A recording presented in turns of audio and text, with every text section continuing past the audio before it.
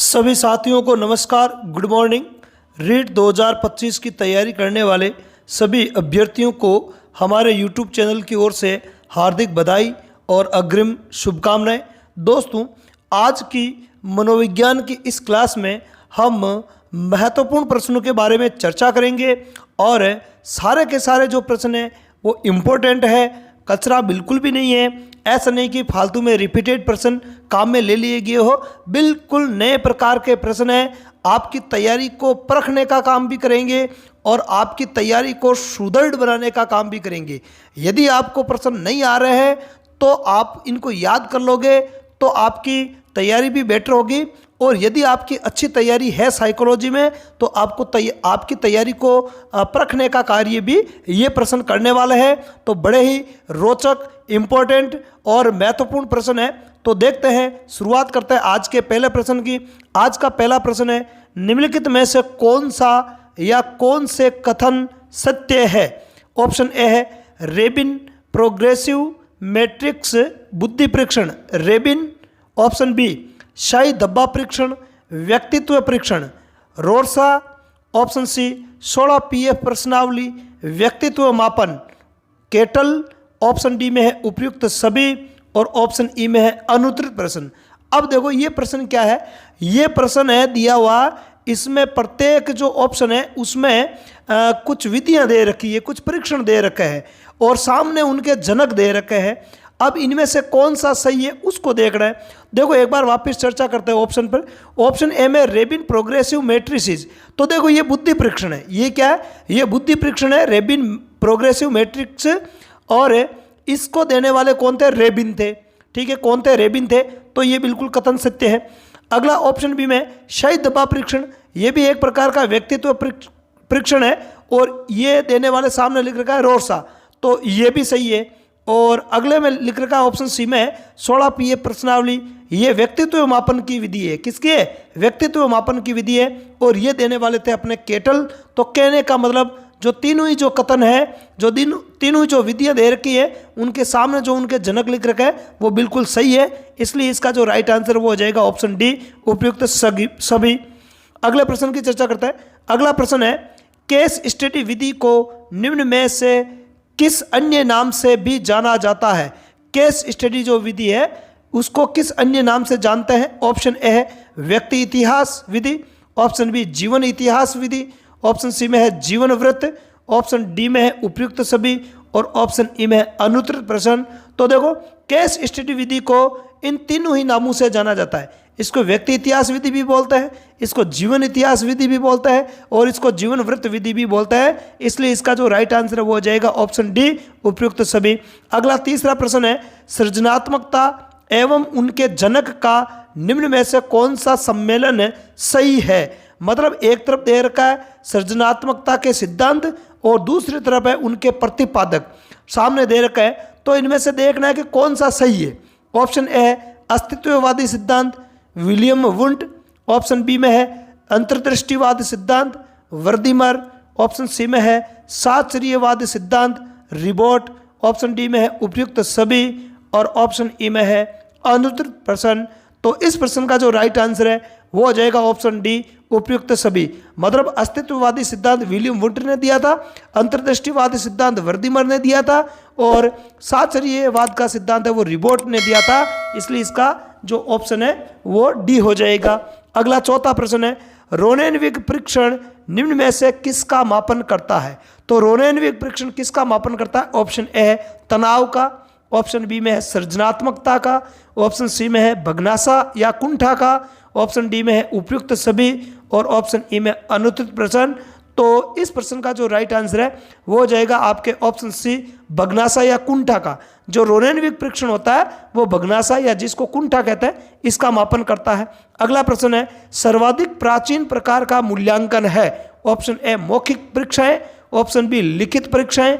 Option C मौखिक एवं लिखित दोनों प्रकार की परीक्षाएं। ऑप्शन डी प्रश्नावली आधारित परीक्षाएं और ऑप्शन ई में अनुत्तरित प्रश्न। तो इस प्रश्न का जो राइट आंसर है वो हो जाएगा ऑप्शन ए मौखिक परीक्षाएं। सबसे जो प्राचीन मूल्यांकन का जो तरीका होता था वो मौखिक परीक्षाएं ही होती थी, लिखित परीक्षाएं तो बाद में आई थी, है ना। पहले मौखिक परीक्षाओं के द्वारा ही मूल्यांकन किया जाता था। अगला प्रश्न है, निम्न में से कौन सा कारक है जो कुसमायोजित बालक की पहचान कराने में सहायक है। मतलब कौन सा इनमें से एक कारक है जिसकी सहायता से अपन कुसमायोजित बालक की पहचान कर सकते हैं।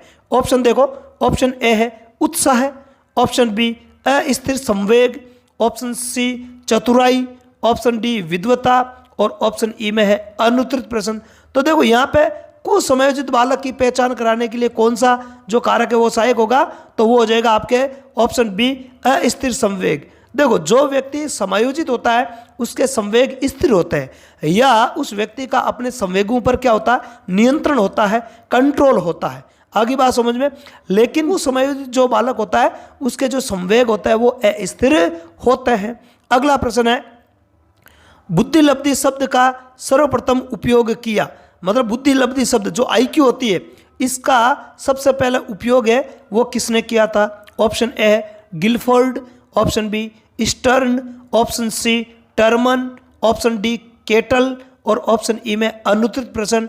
तो इस प्रश्न का जो राइट आंसर है वो हो जाएगा ऑप्शन सी टर्मन। क्या हो जाएगा, टर्मन हो जाएगा। बुद्धिलब्धि शब्द है उसका प्रयोग है वो टर्मन ने किया था। जबकि ध्यान रखना स्टर्न ने बुद्धिलब्धि ज्ञात करने का सूत्र दिया था। स्टर्न ने क्या दिया था, बुद्धिलब्धि ज्ञात करने का सूत्र दिया था, जबकि टर्मन ने बुद्धिलब्धि शब्द दिया था, है ना। बुद्धिलब्धि शब्द की जो ये टर्म है, ये टर्म किसने दी थी, ये दी टर्मन ने। किसने दी थी, टर्मन ने। तो ऐसे भी याद रख सकते हो, बुद्धिलब्धि शब्द की जो टर्म है वो किसने दी, टर्मन ने।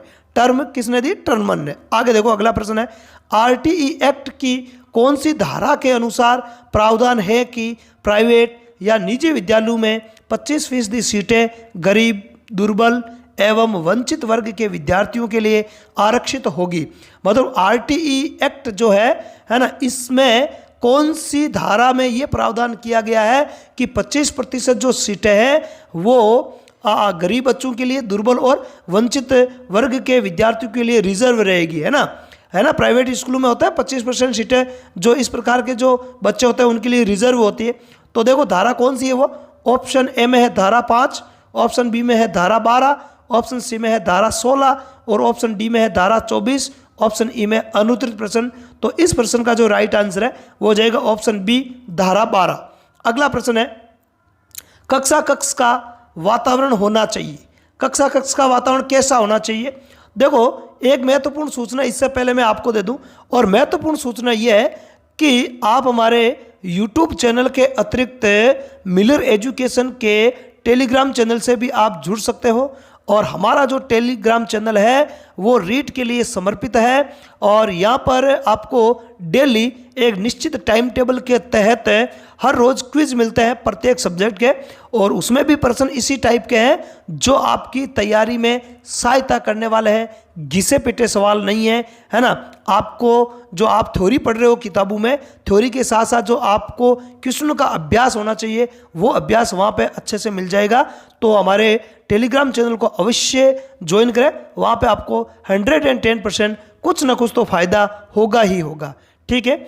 और चैनल पर आप नए हो तो चैनल को सब्सक्राइब कर लो, ठीक है। वीडियो आपको अगर अच्छी लगे तो इस वीडियो को लाइक कर देना, और अपने जो भी और दोस्त हैं, अपने सगे संबंधी है जो रीट की तैयारी कर रहे हैं तो उनको भी शेयर कर दो, है ना। यदि आपको अच्छा लगे तो उनको भी शेयर कर दो, ताकि उनके भी ये चीज़ें काम आ जाए, उनको भी पता चल सके कि इस प्रकार के अच्छे प्रश्न हैं और वो हमारी तैयारी में सहायता करेंगे।